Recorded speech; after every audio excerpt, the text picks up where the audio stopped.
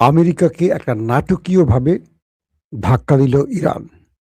যে ধাক্কা খেয়ে বিশ্বের কাছে আবারও নতি স্বীকার করতে হলো আমেরিকাকে।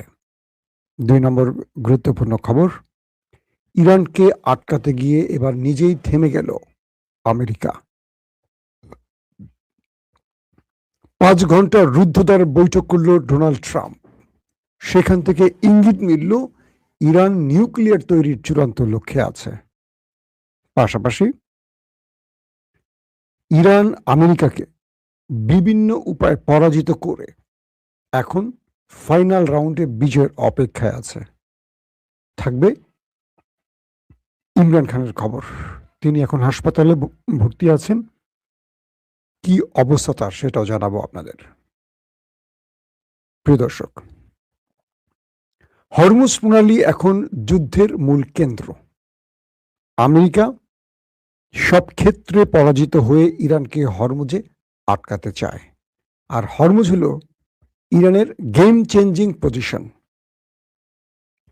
২৮ ফেব্রুয়ারি যে যুদ্ধটা শুরু হয়, সেই যুদ্ধটা চলে টানা ৪০ দিন। ৪০ দিন শেষে হিসেব কষে দেখা যায় ইরানের চেয়েও বেশি ক্ষতি হয় আমেরিকা এবং ইসরায়েলের।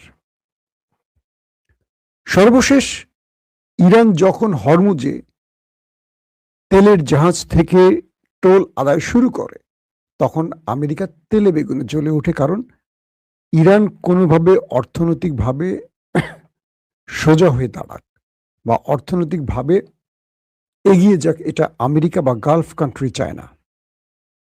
তো ইরান যখন হরমুজ বন্ধ করে দিয়ে পৃথিবীর বাজারে তার তেলের রপ্তানি বৃদ্ধি করলো, তখন সবাই অবাক হয়ে গেল। প্রথমে ইরানের দুটো তেলের ট্যাঙ্কারকে আটক করে কমান্ডো স্টাইলে আমেরিকা। দুটো তেলের ট্যাঙ্কার। তখন ইরান ঘোষণা দেয়, তুমি আমার একটি আটক করলে আমি তোমার দুটো করব, তুমি আমার দুটো করলে আমি তোমার চারটি করব। এর কয়েক ঘন্টা পর দেখা যায় ইরান আমেরিকার 4টি তেলের ট্যাঙ্কার দখল করে। অর্থাৎ আমেরিকার স্বার্থ সংশ্লিষ্ট বা মিত্রদের, এর মধ্যে ইসরায়েলেরও রয়েছে। পাশাপাশি ভারত, ফ্রান্স, জার্মান সহ কয়েকটি দেশের ট্যাঙ্কারে হামলার ঘটনাও ঘটে। ইউরোপের দেশগুলো ইরানের পায়ের কাছে এসে বসে, হুজুর আমাকে ক্ষমা করো অতীতের ভুলের জন্য, আমার তেলের জাহাজটাকে যেতে দাও। ইরান তখন অট্ট হাসি না দিয়ে মুচকি হাসি দিয়ে বলে, তুমি তো আমাকে জেট ইঞ্জিনের মানে জেট ইঞ্জিন আমাকে ঠিক করার মতো বা সংস্কারের জন্য একটা মেশিনপত্র দাওনি, এখন আমার পায়ের কাছে এসে বসে আছো। তার মানে এটা ছিল ইরানের বিজয়। আসেন কালকে কি ঘটেছে। হরমুজ প্রণালীর সামনে যেখানে আমেরিকা তার নৌ অবরোধ বসিয়েছে, সেখানে একটি জাহাজ আসছে। আমেরিকার কমান্ডোরা হেলিকপ্টারে করে সেই তেলের শিপটিকে দখল করে এবং পৃথিবীর গণমাধ্যমে প্রচার করে ইরানের আরেকটি তেলের ট্যাঙ্কার আটক করেছে আমেরিকা। ইরান তখন কন্ট্রোল রুমে বসে হাসছে, আর ইরানের গণমাধ্যম বলছে এটি আমাদের জাহাজ নয় মিস্টার টেম্পু কাক্কু, এটি আমাদের নয়, ভালো করে দেখো। নথি ঘেঁটে দেখা যায়, মার্কিন কমান্ডোরা নথি ঘেঁটে দেখে এই বিমানটি ইরানের নয়। আর যখন ইরান ভেবে ওই জাহাজটিতে অভিযান চলছে মার্কিন কমান্ডোদের, তখন পাশ দিয়ে ইরানের তেলের ট্যাঙ্কার টুনটুন করে চলে যায়, আর ইরানের নাবিকরা হাসে। অর্থাৎ আমেরিকাকে বোকা তথ্য, মানে ভুল তথ্য দিয়ে আমেরিকাকে বোকা বানিয়ে আমেরিকার নাকের ডগা দিয়ে চলে যায় ইরান।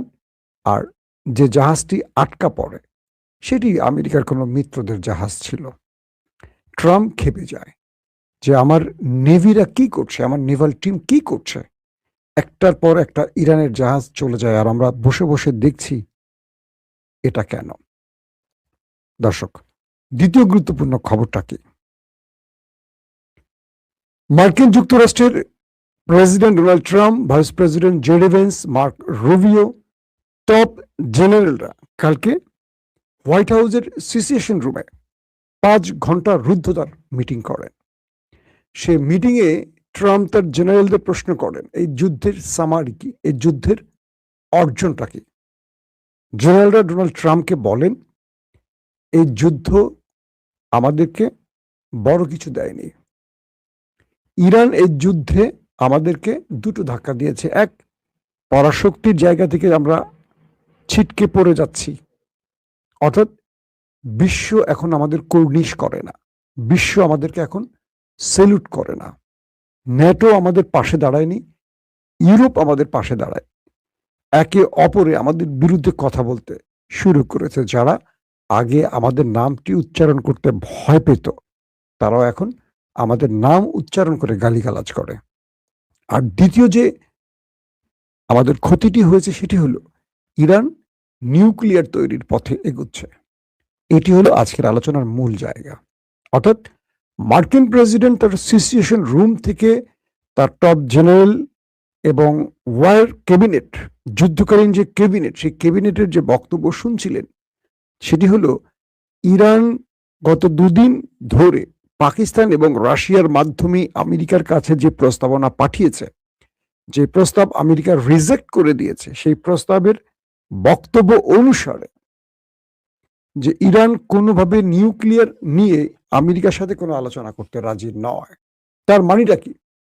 তার মানে ইরান এই মুহূর্তে নিউক্লিয়ার তৈরিতে মনোনিবেশ করেছে। ইরানের ভেতর থেকে যে তথ্যগুলো আমেরিকানরা পেয়েছে সেটা হলো আলী খামেনির শাহাদাতের পর যেই বিশাল গুরুত্বপূর্ণ টপ লিডারদের ইরান হারিয়েছে, তাদের প্রাণের বিনিময় ইরান নিউক্লিয়ার তৈরি করছে এখন।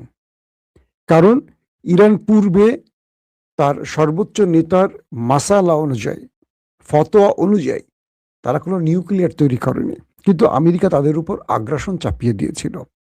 এবার আমেরিকা সেই আগ্রাসনের ফলে ইরানকে নিউক্লিয়ার তৈরির দিকে টেনে নিচ্ছে এবং বলা হচ্ছে যে সেই 5 ঘন্টার রুদ্ধতার মিটিংয়ে বলা হচ্ছে যে আমেরিকা এই মুহূর্তে ইরানকে আর কোনোভাবে আটকে রাখতে পারছে না। ইরান এখন নিউক্লিয়ার তৈরিতে আছে, তাই তারা আমেরিকার সাথে নিউক্লিয়ার নিয়ে আর কোনো আলোচনা করতে রাজি না। তারা সব বিষয় নিয়ে আলোচনা করবে, কিন্তু তারা নিউক্লিয়ার বিষয়ে কোনো আলোচনা করবে না। ট্রাম্প তখন বলছেন, তার মানে ইরান এই মুহূর্তে নিউক্লিয়ার তৈরি করে ফেলছে, এটি আমরা ধরে নিতে পারি। তার ক্যাবিনেটের বা তার জেনারেলরা বলছেন, আমাদের কাছে আপাতত সেটি মনে হচ্ছে। আমরা এখন কি বুঝলাম? অর্থাৎ আমরা যে বিগত কদিন ধরে বলছি যে ইরান নিউক্লিয়ার তৈরি করছে বা করতে যাচ্ছে বা করে ফেলছে, এই বিষয়গুলো এখন চূড়ান্ত লক্ষ্যে এগিয়ে চলছে। অর্থাৎ কালকের বৈঠকে যে বিষয়টি আমেরিকার প্রেসিডেন্ট, ভাইস প্রেসিডেন্ট, টপ জেনারেলরা আলোচনা করেছেন সেটি হলো ইরান সব বিষয়ে আলোচনা করলেও আমেরিকার সাথে নিউক্লিয়ার ইস্যুতে, ইউরেনিয়াম ইস্যুতে কথা বলবে না। কারণ ইরান এখন নিউক্লিয়ার তৈরির কাজ করছে এবং বলা হচ্ছে যে কোনোভাবে ইরান, মানে ইরানকে আর আটকে রাখতে পারছে না আমেরিকা। দর্শক, 3 নম্বর গুরুত্বপূর্ণ খবরটি কি? জার্মান চ্যান্সেলর তিনি ট্রাম্পকে উদ্দেশ্য করে যে বক্তব্য দিয়েছেন এবং ট্রাম্পকে বলা হচ্ছে যে এক প্রকার তিনি অপমান করেছেন। বলছেন যে এই ব্যক্তি পৃথিবীতে অশান্তি তৈরির কাজ করছেন। তিনি আমেরিকাকে ইরানের কাছে নত করে ছেড়েছেন এবং ট্রাম্পকে নিয়ে যে বক্তব্যটি দিয়েছেন এতে ট্রাম্প বেশ অসন্তুষ্টিও প্রকাশ করেছেন। জার্মান চ্যান্সেলর আমেরিকা এবং ট্রাম্পকে নিয়ে প্রকাশ্যে যে কথাগুলো বলেছেন, এর আগে এই টাইপের কথা ইউরোপের কেউ বলেনি। প্রথম বলেছে স্পেনের প্যাড্রো, এরপর আসছে ফ্রান্স এবং জার্মান। তার মানে এই মুহূর্তে আমরা এটুকু বলতে পারি যে আমেরিকার মিত্ররা ট্রাম্পের কারণে আমেরিকার পাশ থেকে সরে যেতে শুরু করেছে। দর্শক, এবং মধ্যপ্রাচ্যে আরো কয়েক ডজন যুদ্ধ বিমান প্রবেশ করেছে। গতকাল রাত থেকে এখন পর্যন্ত যে আপডেট, কয়েক ডজন যুদ্ধ বিমান মধ্যপ্রাচ্যে প্রবেশ করেছে। তার মানে আমেরিকা একটা বৃহৎ যুদ্ধের দিকে এগুচ্ছে, এটা নিশ্চিত।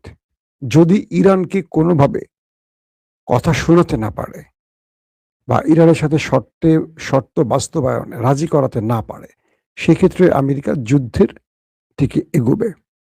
এবং বলা হচ্ছে কালকে থেকে আজকে পর্যন্ত একাধিক চীন এবং জাপানের তেলের জাহাজ হরমুজ প্রণালী ত্যাগ করেছে এবং রাশিয়ান তেলের জাহাজও হরমুজ প্রণালী ত্যাগ করেছে। তার মানে হলো বড় কোনো রাষ্ট্রকে আমেরিকা অবরোধ দিয়ে আটকাতে পারছে না। চীন, জাপান, রাশিয়া এদের কাছে একেবারে কি বলবো অসহায় আত্মসমর্পণ করছে। কিন্তু বাংলাদেশ, পাকিস্তানদের মতো এই যে থার্ড ওয়ার্ল্ড কান্ট্রি গুলো আছে, গরিব দেশগুলো, তাদের সাথে ট্রাম্পের বাহিনী ভালো পোদ্দারি করছে, এমনটি আমরা মোটামুটি দেখতে পাচ্ছি, শুনতে পাচ্ছি। পাশাপাশি আমি যে খবরটি দিয়েছিলাম, ইউরোপ এবং চীনের মধ্যে বেশ আলোচনা চলছে। ইউরোপ চীনকে বলছে, চীন ইউরোপকে বলছে তারা আমেরিকা থেকে সরে যেতে চায় যদি চীন তাদের পাশে দাঁড়ায়। আর এই সুযোগটি কাজে লাগিয়েছে রাশিয়া। রাশিয়া আজও নতুন করে যে বক্তব্যটি পাওয়া গেছে, রাশিয়া বলছে তারা ইউরোপের সাথে একসাথে কাজ করতে চায়। আবার ইউরোপ চীনকে বলেছে তারা চীনের সাথে বাণিজ্যিক সম্পর্ক উন্নয়নে কাজ করতে চায়। তার মানে হলো যে ন্যাটো তৈরি হয়েছে বা ইউরোপীয় সংস্থাগুলো তৈরি হয়েছিল রাশিয়ার ভয়ে আমেরিকাকে সাথে নিয়ে, এবার তারা আমেরিকাকে ত্যাগ করে রাশিয়ার হাত ধরে সামনে যেতে পারে বা যেতে চাচ্ছে। সেই বিষয়গুলো এখন আলোচনার তুঙ্গে রয়েছে এবং এটার মধ্যস্থতায় কাজ করছে এখন চীন। আশা করা যাচ্ছে যে কোনো সময় ইউরোপ এবং ন্যাটো থেকে ছিটকে পড়তে পারেন ডোনাল্ড ট্রাম্পের আমেরিকা। দর্শক, আহ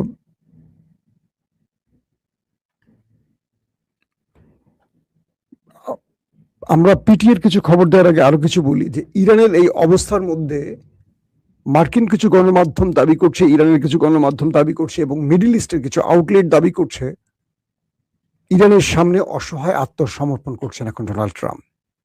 তিনি বুঝতে পারছেন যুদ্ধটা ছড়িয়ে দেওয়া কঠিন এবং তিনি তার বাহিনীকে বলছেন কালকের সিচুয়েশন রুমে 5 ঘন্টার বৈঠকে যে আমরা কি দীর্ঘমেয়াদী একটা যুদ্ধের দিকে যেতে পারি কিনা।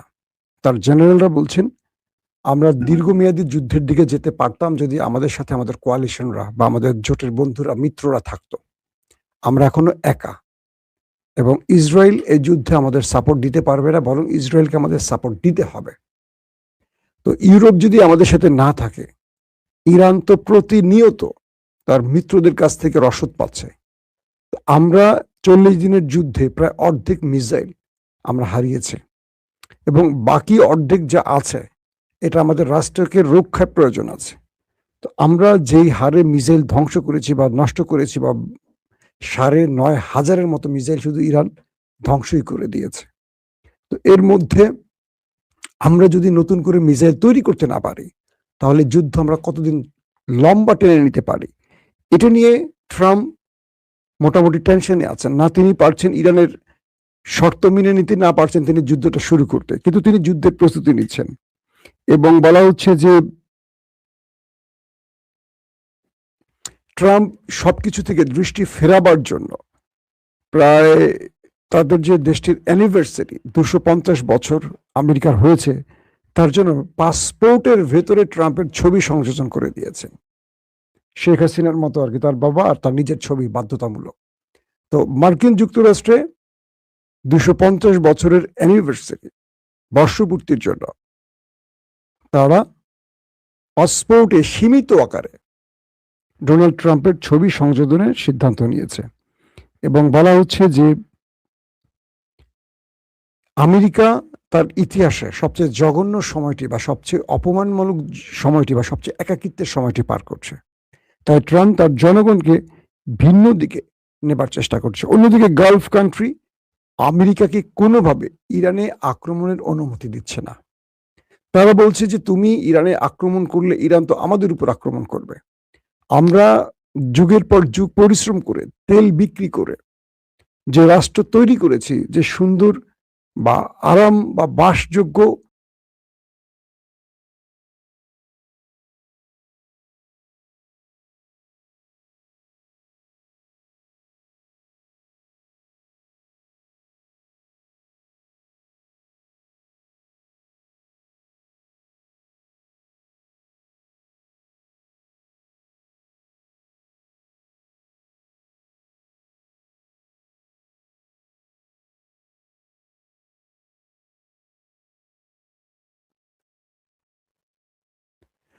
আশা করি এখন শুনতে পাচ্ছেন। মাঝখানে হঠাৎ করে সাউন্ডে একটা প্রবলেম তৈরি হয়েছিল। কৃত্রিম কি হলো বুঝলাম না। তো গালফ কান্ট্রি আমেরিকাকে কোনোভাবেই এখন আর যুদ্ধের অনুমতি দিচ্ছে না। পাশাপাশি ইউরোপ বলছে, তুমি যুদ্ধ ছড়িয়ে দিয়ে আমাদেরকে যে বিপদে ফেলেছো, সেই বিপদে আমরা তোমার সঙ্গে থাকতে রাজি না। কারণ এটা তোমার নিজের খেয়াল খুশির মতো তুমি করেছো ইসরায়েলকে সাথে নিয়ে। এটার জন্য আমরা তোমার পাশে থাকতে পারবো না। তো সবকিছু মিলে এখানে আমেরিকা একটা বড় ধাক্কা খেয়েছে এবং বলা হচ্ছে যে পাকিস্তানের কিছু খবর দিই আপনাদেরকে। আমার মনে হয় আমেরিকার খবরগুলো একটু বেশি দিয়ে ফেলেছি। সংক্ষেপে ২ মিনিট পাকিস্তানের খবর দেই। ইমরান খান পিমস হাসপাতালে ভর্তি হয়েছেন। তার একটা চোখ প্রায় অন্ধ হওয়ার পথে। তাকে জেলখানায় এক প্রকার মানে কি বলবো, নির্দোষ একজন ব্যক্তিকে শুধু ক্ষমতার লোভে বিরোধীরা এবং সেনাবাহিনীর একটা করাপ্টেড গ্রুপ আসিম মনির সহ তারা জেলে আটকে রেখেছে এবং ইমরানকে ডিল করতে বাধ্য করতে চাইছে। ইমরানকে বলছে, তুমি যদি আমাদের এই শর্ত মানো তুমি বেরিয়ে আসতে পারবে, এখানে আদালতের কোনো বিষয় নেই। আর ইমরান বলছে, আমি জেলে মরে যাব, আমি ডিল করব না। বেগম খালেদা জিয়ার মতো তিনি জেলে আটকা পড়েছেন। একদম খালেদা জিয়ার ভাগ্য মানে পরিণতি একই অবস্থা হচ্ছে ইমরান খানের। তিনি বিশ্বাস করেছিলেন তার জনগণ তার জন্য বেরিয়ে আসবেন। জনগণ বেরিয়েও আসছেন, অনেক জনগণ প্রাণও দিয়েছেন।